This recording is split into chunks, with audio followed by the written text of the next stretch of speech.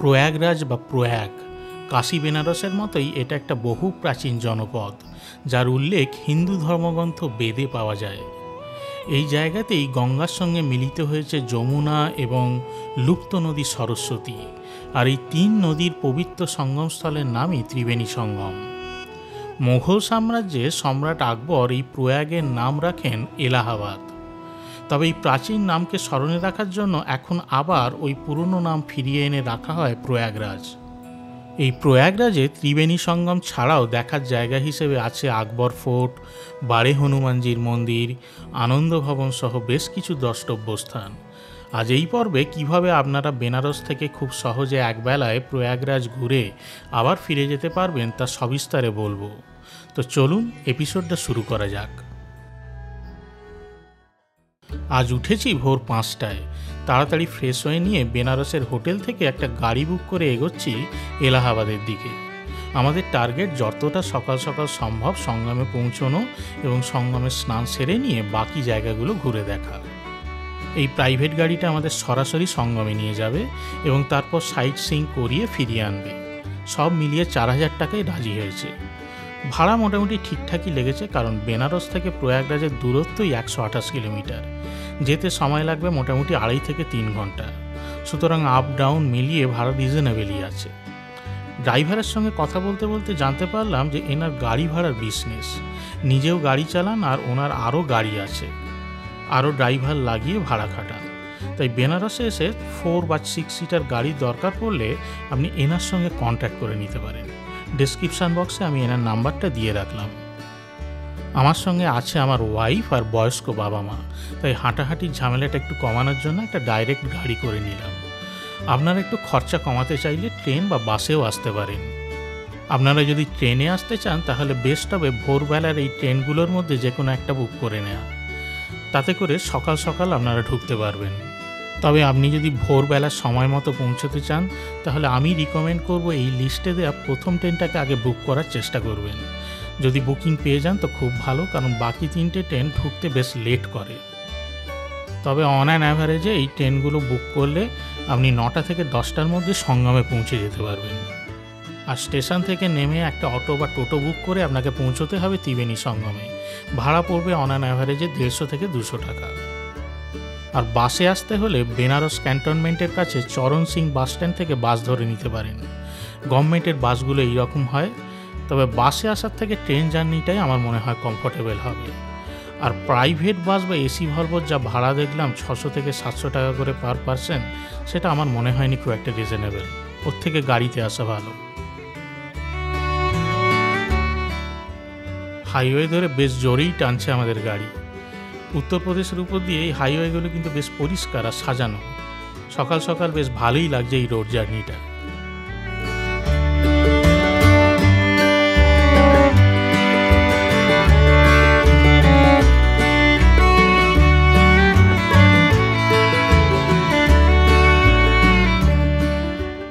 গঙ্গার উপর দিয়ে এই লম্বা ব্রিজটার নাম শাস্ত্রী ব্রিজ।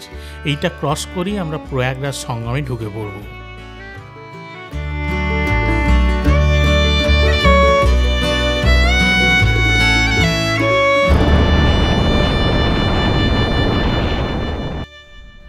হিন্দু পুরাণ মতে বলা হয়েছে দেবতা এবং অসুরদের মিলিত প্রচেষ্টায় সমুদ্র মন্থনের সময় সমুদ্রগর্ভ থেকে যে অমৃত কলস উঠেছিল, সেই কলসকে অসুরদের লোভ থেকে বাঁচাতে গরুড় দেব নিয়ে পালিয়ে যেতে থাকেন।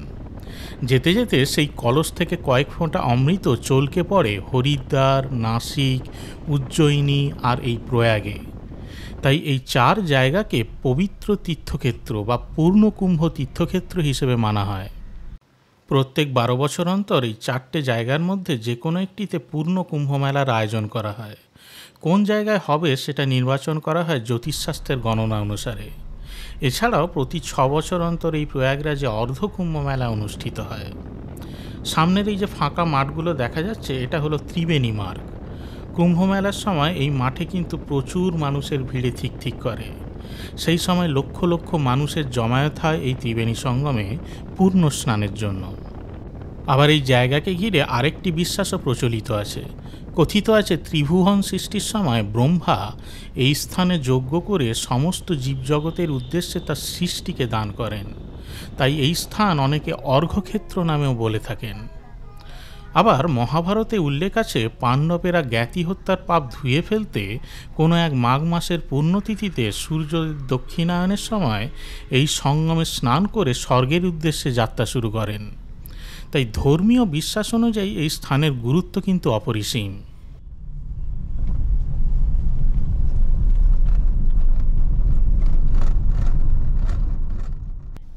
আমাদের গাড়ি কিন্তু সরাসরি সঙ্গমের কাছে নিয়ে চলে এসেছে। এখানে সামনেই মাঠে গাড়ি পার্কিং করে দেবে। সামনে থেকে আমরা একটা নৌকা নেব। এখানে নৌকা কিন্তু বিভিন্ন রকমের আছে। যারা পাবলিক বোটে শেয়ারে যেতে চান তাহলে সময় বিশেষে এখানে মাথাপিছু ভাড়া পড়ে 300 থেকে 500 টাকা। যদি পুরো নৌকা ভাড়া করতে চান সেক্ষেত্রে ঠিকঠাক ভাড়া পড়বে মোটামুটি 3000 টাকার আশেপাশে। মনে রাখবেন এখানে কিন্তু ভাড়ার কোনো লাগাম নেই, যে যা খুশি দাম বলবে। আপনাকে কিন্তু ভালো রকম দরদাম করে নিতে হবে। আর যারা নৌকায় পুরোহিত বা পান্ডা নিয়ে বিশেষ পুজো দিতে চান সেক্ষেত্রে ভাড়া 5-6 হাজারে চলে যায়। আমরা পুরো নৌকাটা এখন ভাড়া করলাম 3000 টাকা দিয়ে।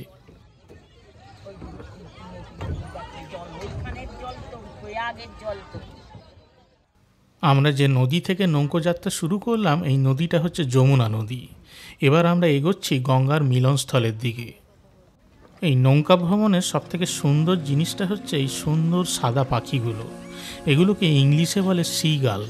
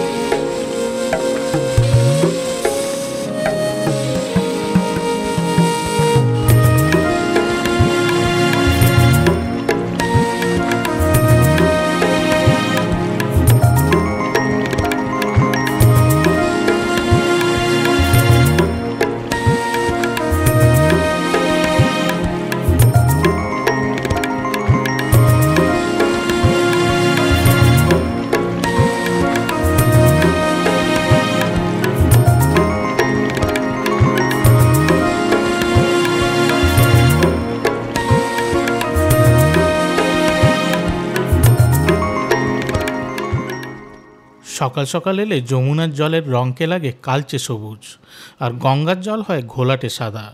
এই সঙ্গমে দুটো জলের দুরকম রং কিন্তু লক্ষ্য করা যায়। সকাল সকাল এলে এই রঙের ডিফারেন্সটা ভালো বোঝা যায়, কিন্তু সূর্য মাঝ আকাশে উঠে গেলে বেলার দিকে এলে রঙের পার্থক্য আর সেরকমভাবে বোঝা যায় না। এখানে গঙ্গা এবং যমুনা নদীকে দেখতে পেলেও সরস্বতী নদীকে কিন্তু দেখতে পাবেন না। বলা হয় সরস্বতী অন্তঃসলীলা হয়ে যমুনার নিচ দিয়ে প্রবাহিত হচ্ছে।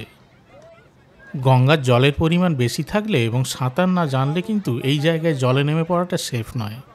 তাই সবাই সেফটির কথা ভেবে কতগুলো নৌকাকে জুড়ে একটা মাঝখানে খাঁচা মতো করে সেইখানে চান করতে দেয়া হয়। নিচে কাঠের পাটাতন মতো করা আছে এবং চারদিকে বাঁশের হাতল দেয়া আছে। তাই যে কেউ এখানে নির্ভয় চান করতে পারবে, আর বাচ্চাদের নিয়েও চান করা যাবে।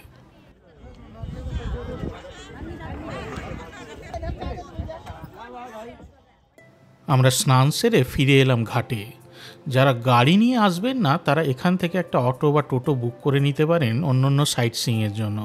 মোটামুটি 500 টাকার মধ্যে সব ঘুরিয়ে আপনাকে আবার স্টেশনে ছেড়ে দিয়ে যাবে। ত্রিবেণী সঙ্গমে ঘাটের গায়েই আছে আকবরের কেল্লা। আমার ডান দিকের এই জায়গাটা হলো আকবর ফোর্ট। নাম আকবরের হলেও শোনা যায় এটা কিন্তু সম্রাট অশোকের সময় তৈরি। পরে 1575 সালে আকবর এই জায়গা দখল করে নিজের মতো করে পুনর্নির্মাণ করেন। 1583 সালে এই দুর্গ নির্মাণ শেষ হলে আকবরের নাম রাখেন ইলাহাবাদ, যার থেকেই এই জায়গার নাম হয়েছে এলাহাবাদ। এখন এই জায়গা ডিফেন্সের অধীনে। ভেতরে রয়েছে অশোকান পিলার বা অশোক স্তম্ভ, রয়েছে সরস্বতী কূপ যেখান থেকে মনে করা হয় সরস্বতী নদীর উৎপত্তি, রয়েছে পাতালপুরী মন্দির এবং রয়েছে 1000 বছরের পুরনো অক্ষয় বট।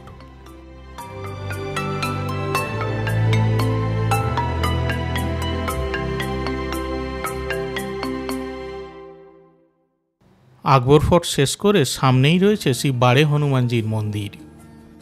দেওয়ালির সময় হয়তো কোনো এখানে বিশেষ অনুষ্ঠান হয়, তাই এই রকম সুন্দরভাবে সাজানো হয়েছে জায়গাটা।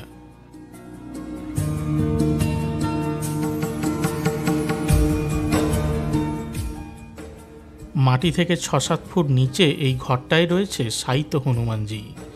এই মূর্তির পায়ের কাছে একটা গর্ত সরাসরি নদীর সঙ্গে যুক্ত, তাই নদীর জল বাড়লে এই মূর্তি কিন্তু জলে ডুবে যায়। সাধারণত বর্ষাকালে জুন থেকে সেপ্টেম্বর মাস পর্যন্ত এই মূর্তি জলে নিমজ্জিত থাকে এবং তখন সেই সময় এখানে একটা ছোট মূর্তিকে এখানে পুজো করা হয়।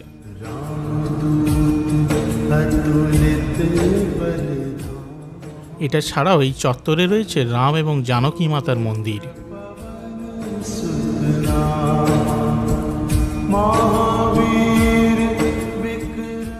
আর এই চত্বরে রয়েছে আর একটা পিপুল গাছ, যার নিচটায় বিভিন্ন মূর্তি রেখে পুজো করা হয়।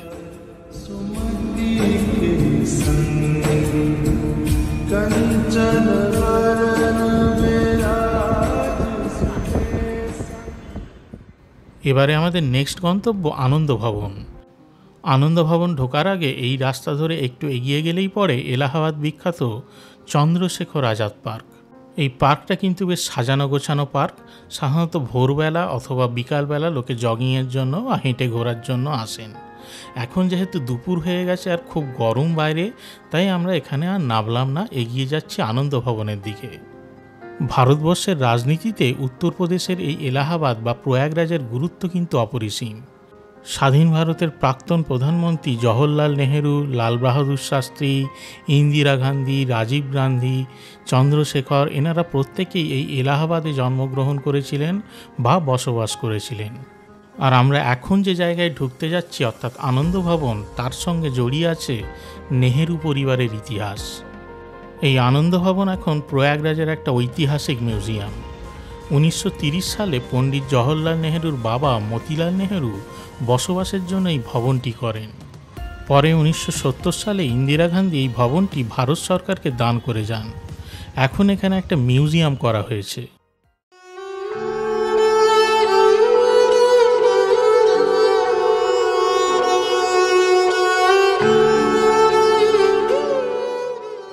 এই ভবনের একতলা এবং দুতলার পুরো সংগ্রহশালা ঘুরে দেখতে টিকিট কাটতে হয় 70 টাকা করে।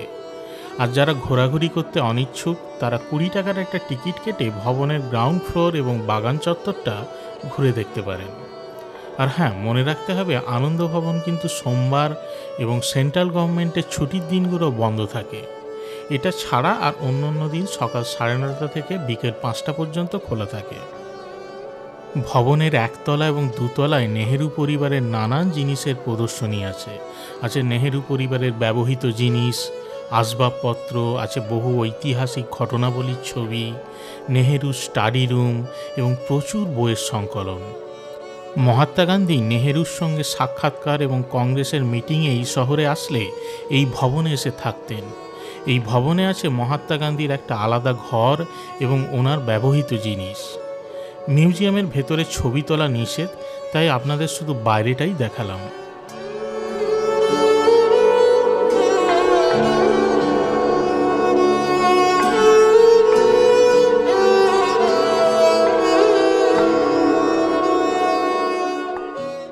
আনন্দ ভবনের মূল ভবনের পাশেই আছে আর একটা ভবন, নাম স্বরাজ ভবন।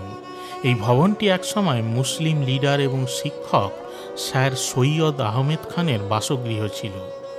পরে 1900 সালে মতিলাল নেহেরু এই বাড়িটা কিনে নেন এবং পরবর্তীকালে এই বাড়ি থেকেই সূচনা হয়েছিল ভারতীয় জাতীয় কংগ্রেসের। জওহরলাল নেহরুর সময় এই বাড়িটাকে ব্যবহার করা হয়েছিল কংগ্রেস কমিটির সদর দপ্তর হিসেবে। শুধু তাই নয়, এই বাড়িতেই জন্মগ্রহণ করেন স্বাধীন ভারতের প্রথম মহিলা প্রধানমন্ত্রী ইন্দিরা গান্ধী। ভেতরের মিউজিয়ামে আছে ইন্দিরা গান্ধীর শৈশবের ছবি, গান্ধী এবং নেহেরু পরিবারের ফ্যামিলি ট্রি এবং ইন্দিরা গান্ধীর প্রচুর ঘটনাবলী এবং ঐতিহাসিক ছবি।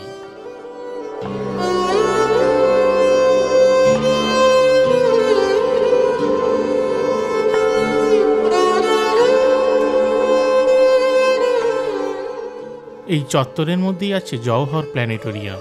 এখানে প্রত্যেক দিন 7টা করে শো টাইম আছে, প্রত্যেকটা 45 মিনিটের, অনেকটা কলকাতার বিড়লা প্ল্যানেটোরিয়ামের মতো। 70 টাকা করে আলাদা টিকিট কেটে এই শো দেখতে হয়। সব দেখা শেষে অবশেষে বেরিয়ে এলাম। এবার আমাদের ফিরে যাওয়ার পালা। ফিরে যাওয়ার আগে যারা প্রয়াগরাজ জাংশন স্টেশন থেকে ট্রেন ধরবেন তারা খুসরোবাগ দেখে নিয়ে ট্রেন ধরতে পারেন। এটা একদম স্টেশনের কাছে। এই জায়গায় সম্রাট জাহাঙ্গীরের স্ত্রী শাহ বেগম, তার জ্যেষ্ঠ পুত্র খুসরো মির্জা এবং তার বোন নিথার বেগমের সমাধি রয়েছে। আমরা এবার গাড়ি করে ফিরে যাচ্ছি বেনারসে। আমার বেনারস ভ্রমণের ভিডিও দেয়া আছে এই চ্যানেলে। যারা মিস করেছেন তার উপরের আই বাটন বা নিচের ডেসক্রিপশান বক্সে দেওয়া ভিডিও লিঙ্ক থেকে দেখে নিতে পারেন। যারা এখান থেকে ট্রেনে করে বেনারস বা কলকাতা ফিরে যেতে চান তারা এই ট্রেনগুলো নজরে রাখতে পারেন। আর এই একবেলা ঘোরার জন্য আপনারা আপনাদের জিনিসপত্র, লাগেজ স্টেশনের ক্লোক রুমে রেখেও জমা রেখেও ঘুরে নিতে পারেন। আমাদের পরবর্তী ভ্রমণ গন্তব্য হলো লখনৌ। কিভাবে আপনারা লখনৌ শহরটাকে একদিনে ঘুরে দেখে আবার ফিরে যেতে পারবেন তা আমি পরের পর্বের ভিডিওতে আনতে চলেছি।